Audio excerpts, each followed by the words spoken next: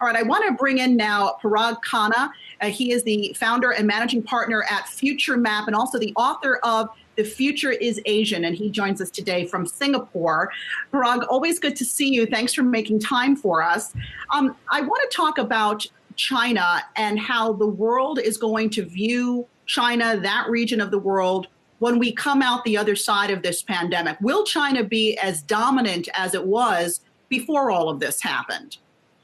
It's a great question, Alexis, and good to be back with you. And I have real cognitive dissonance when I hear and when you see the sort of Twitter sphere full of these memes about how China is going to take advantage of America stumbling in its handling of the coronavirus to suddenly, claim the mantle of soft power and global leadership from the United States, because quite frankly, the majority of the world population lives in Asia and is China's neighbors. And every single country on this side of the planet, which again is most people in the world, know very well where this virus came from.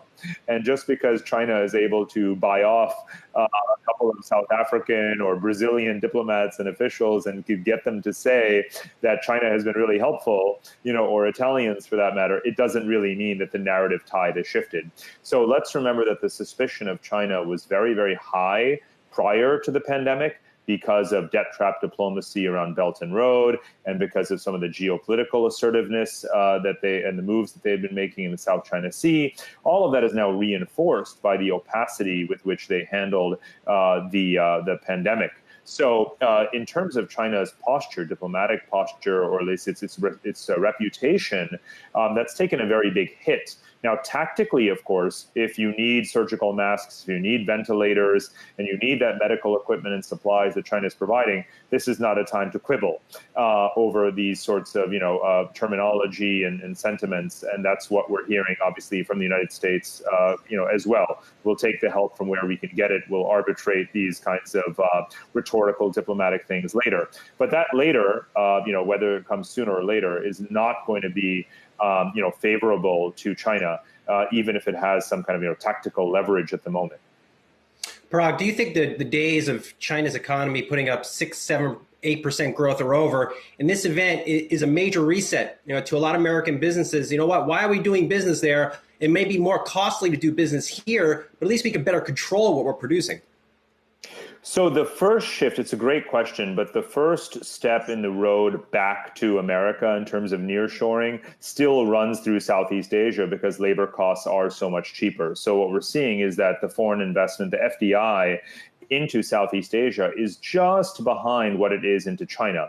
China still has actually picked up in the last couple of years. It's up to about 200 billion in annual inward FDI. ASEAN is about 160 billion, right? So this is the Vietnam story, Thailand, Indonesia, Philippines, these countries with far lower production costs. And they're quite open political economies. They're allowing Western manufacturers, American companies, whether it is, Samsung out of South Korea, Intel from the US, Apple looking at making more iPhones from India and South Asia to Vietnam. So, that is so much cheaper. And those markets are very fast growing, let's bear in mind. So, China is obviously not really growing at 6 or 7%, but some of these other economies were. And a couple of them will continue to. We're seeing, obviously, that Thailand and Malaysia are going to suffer, negative growth for sure for perhaps the rest of this year. But Vietnam, Indonesia, the Philippines, other fairly large economies in this region are chugging along.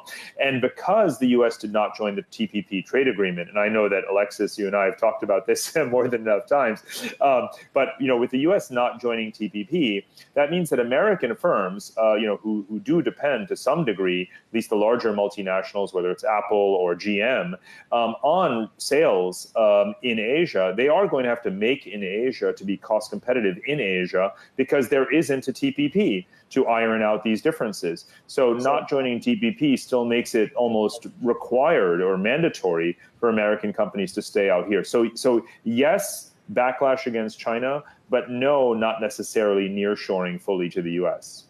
All right, we're going to leave it there. Parag Khanna, founder and managing partner at Future Map.